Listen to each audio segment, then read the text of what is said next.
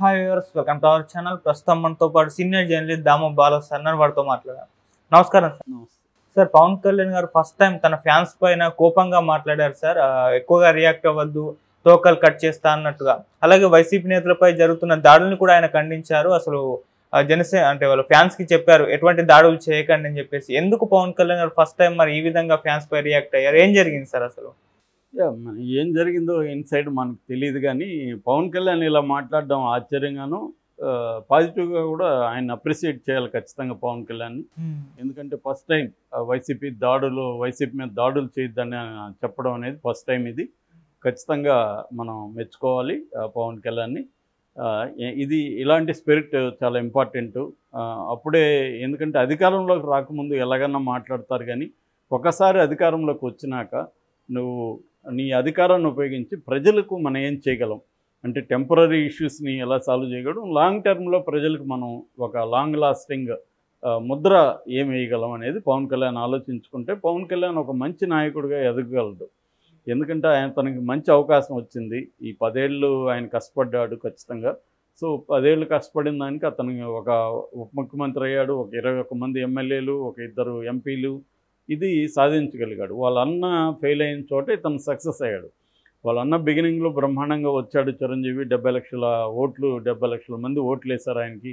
18% ఓట్లు వేశారు, 18 మంది ఎమ్మెల్యేలు గెలిచారు. అయినా దాన్ని ఆయన నిలుపుకోలేకపోయాడు. దానికి ఆయనకున్న సమస్యలు ఆయనకున్నాయి.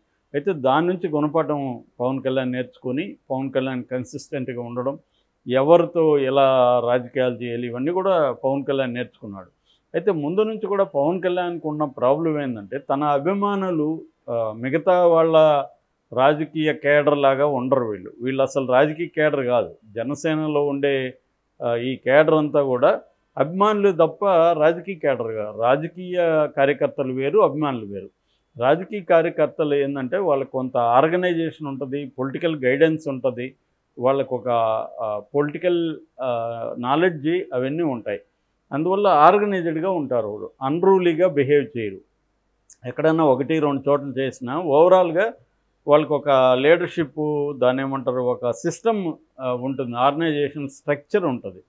ఈ స్ట్రక్చర్ ఎప్పుడైనా కూడా కొంత టైట్గా ఉంటే అది పనికి వస్తుంది మనకి. ఆర్గనైజ్డ్గానే జరగాలి, ఏది జరిగినా లూజ్గా ఉండదు, కంట్రోల్లో ఉంటారు ఎక్కడికక్కడ.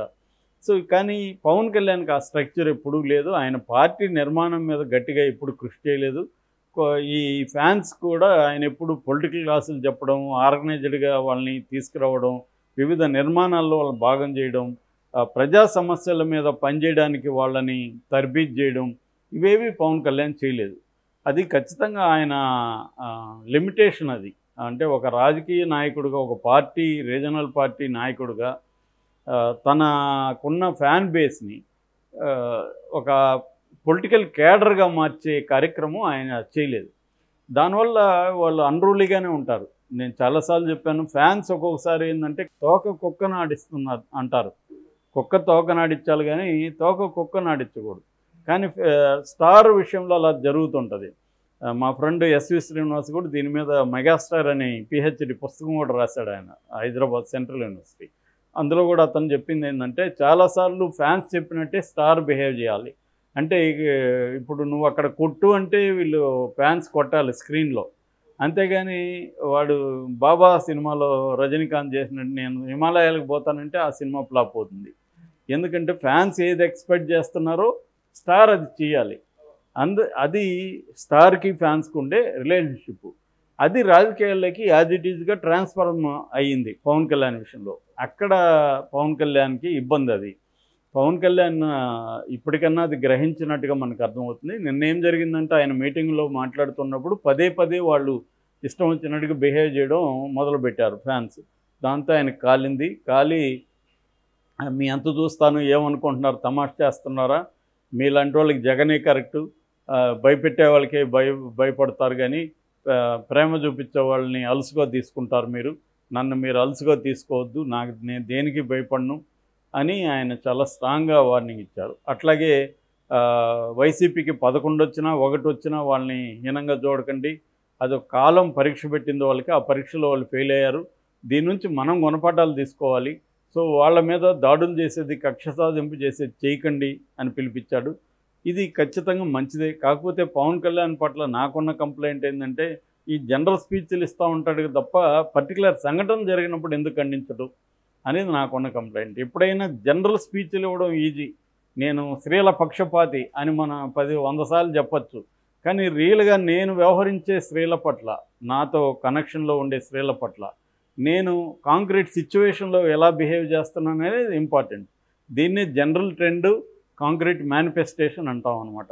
అంటే మన లోపల జనరల్ ట్రెండ్ బాగానే ఉందని అందరూ అనుకోవచ్చు, కానీ కాంక్రీట్ మేనిఫెస్టేషన్, నేను మన ఆఫీసులో అందరూ సమానమని ఉపన్యాసాలు ఇస్తుంటా, కానీ నీతో బిహేవ్ చేసేటప్పుడు నేను చాలా రూడ్గా బిహేవ్ చేయడము, లేకపోతే నువ్వు నా కింది వాడు, నువ్వు నేను వస్తే లేదని తిట్టడము, ఇవి చేశాను అనుకో, ఆ జనరల్ ఉపన్యాసాలకి విలువ ఉంటుందా? ఉండదు. అలాగే పవన్ కళ్యాణ్ కూడా జనరల్ ఉపన్యాసాలు ఇస్తుంటాడు, కానీ కాంక్రీట్గా జరిగినప్పుడు చేయట్లేదు. ఇప్పటివరకు అనేక కాంక్రీట్గా వైసీపీ మీద దాడులు జరిగాయి, ఏది ఎక్కడా ఖండించలేదు పవన్ కళ్యాణ్. అట్లాగే ఉద్యోగుల మీద నిరంతరంగా ఇది జరుగుతుంది, దాన్ని ఖండించలేదు. నిన్న కూడా రాంప్రసాద్ రెడ్డి రవాణా శాఖ మంత్రి భార్య ఎస్ఐని, దాని ఎందుకు పవన్ కళ్యాణ్ ఖండించలేదు? చంద్రబాబు ఫోన్ చేసి వివరణ అడిగారు అని చెప్తున్నారు. పవన్ కళ్యాణ్ కూడా మాట్లాడాలి అట్లాంటి విషయాలు. కాంక్రీట్ ఇష్యూస్ వచ్చినప్పుడు నువ్వు స్పందించాలి తప్ప జనరల్ ఉపన్యాసాలు ఇవ్వడం వల్ల ఉపయోగం లేదు. పవన్ కళ్యాణ్కి ఈ ప్రాబ్లం ఉంది, జనరల్ ఉపన్యాసాలు బాగిస్తాడు, నో డౌట్. అది అలా ఏదేమైనా పవన్ కళ్యాణ్ నిన్న మాట్లాడింది అయితే మంచిదే, కానీ పవన్ కళ్యాణ్ తెలుసుకోవాల్సింది ఏంటంటే, ఈ ఫ్యాన్స్ బిహేవియర్కి నేను కూడా కారణము. నేను సినిమాలో స్టారు కాబట్టి నేను ఫ్యాన్స్కి లొంగి ఉండాలి, కానీ రాజకీయాల్లో అలా ఉండకూడదు అనేది ఆయనకి అర్థం అవ్వాలి. అర్థమైనా కూడా ఎందుకు చేయలేకపోతున్నాడు అనేది పరీక్షించుకోవాలి. ఆ వైపుగా ఆయన వెళ్తే కానీ లాంగ్ టర్మ్లో నీకు పార్టీ అనేది నిర్మాణం జరగదు. లేకపోతే ఫ్యాన్సే ఉంటారు తప్ప పొలిటికల్ కార్యకర్తలు, రాజకీయ కార్యకర్తలు అనేవాళ్ళు తయారు కారు. సో అది చాలా ఇంపార్టెంట్. అందుకనే చంద్రబాబు సక్సెస్ అక్కడ ఉంది. ముందు నుంచి కూడా చంద్రబాబుకి ఏంటంటే పొలిటికల్ నిర్మాణాన్ని చాలా గట్టిగా ఆయన చేసుకుంటూ వచ్చారు. విద్యార్థి సంఘం నుంచి వచ్చిన వ్యక్తి తెలుగుదేశం పార్టీని చాలా కింది స్థాయి వరకు నిర్మాణాన్ని చాలా స్ట్రాంగ్గా చేయగలిగాడు ఆయన. మామూలుగా కమ్యూనిస్టులకి, ఆర్ఎస్ఎస్ వాళ్ళకి ఈ నిర్మాణాలు స్ట్రాంగ్గా ఉంటాయి ఎప్పుడైనా. అక్కడే జగన్ ఫెయిల్ అయింది, ఇక్కడ కేసీఆర్ ఫెయిల్ అయింది కూడా. ఈ రెండు విషయాల్లో ఇద్దరు ఫెయిల్ అయ్యారు. అంటే పార్టీని నిర్మించడం, వాళ్ళకి సమస్యలు వచ్చినప్పుడు వాళ్ళని పట్టించుకోవడం, అట్లాగే వాళ్ళు ఎక్కడైనా విపరీతంగా బిహేవ్ చేస్తుంటే కంట్రోల్ చేయడం, ఈ నిర్మాణాలని నిర్మించడం. అది విద్యార్థి సంఘాలు కావచ్చు, యువజన సంఘాలు, కార్మిక సంఘాలు, రైతు సంఘాలు, మహిళా సంఘాలు, ఇలా ప్రజల్ని వివిధ స్ట్రక్చర్స్లోకి తీసుకొచ్చి నిర్మాణాలు చేయాలి. ప్రతిపక్షంలో ఉన్నప్పుడు వివిధ సమస్యల మీద ఈ సంస్థలు పనిచేయాలి. అట్లా పనిచేస్తున్నప్పుడే పోరాటాల్లో నుంచే నాయకత్వం, గట్టి నాయకత్వం ఎదుగుతుంది. పవన్ కళ్యాణ్ ఇప్పటి వరకు ఏంటంటే నాయకత్వాన్ని తీసుకురావడం అనేది చేయలేదు. మేబీ ఆయనకు వాళ్ళ అన్న నుంచి కొంత భయం కూడా ఉండొచ్చు, నాయకులు డెవలప్ అయితే వాళ్ళు లాగేసుకుంటారు అనేది ఆయన కొన్నిసార్లు మాట్లాడాడు కూడా.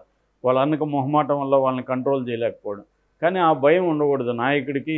నేను ఎంతమంది ఎదిగినా నేను కంట్రోల్ చేయగలను అనే కాన్ఫిడెన్స్ ఉండాలి. మేబీ ఇప్పుడు అధికారం వచ్చింది కాబట్టి కొంత కాన్ఫిడెన్స్ పెరిగిందచ్చు మనం అనుకోవాలి, లేకపోతే ఈ స్థాయిలో ఆయన ఖండించలేడు. ఇప్పుడు ఆయన కాన్ఫిడెన్స్ వచ్చింది. సో ఇప్పుడు ఆయన గట్టిగా మాట్లాడుతున్నాడు. ఇక్కడి నుంచి ఆయన ఇంకొంత డెవలప్ అవ్వాలి. ఓన్లీ మాట్లాడడం వరకు సరిపోదు, దాన్ని ఆచరణలో తీసుకురావాలి. వాళ్ళందరినీ కూడా ఒక నిర్మాణాలకు తీసుకొస్తే మాత్రం పార్టీ గట్టిగా ఎక్కువ కాలం నిలబడుతుంది.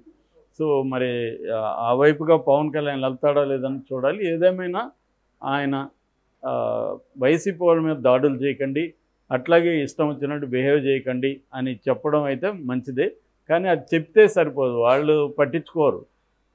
సరేలేరా అనుకొని వాళ్ళు వెళ్ళిపోతుంటారు. దాన్ని నిర్మాణాల్లోకి తీసుకురావాలి. అలాగే కాంక్రీట్గా జరిగినప్పుడు దాని పట్ల ఈయన స్పందించాలి.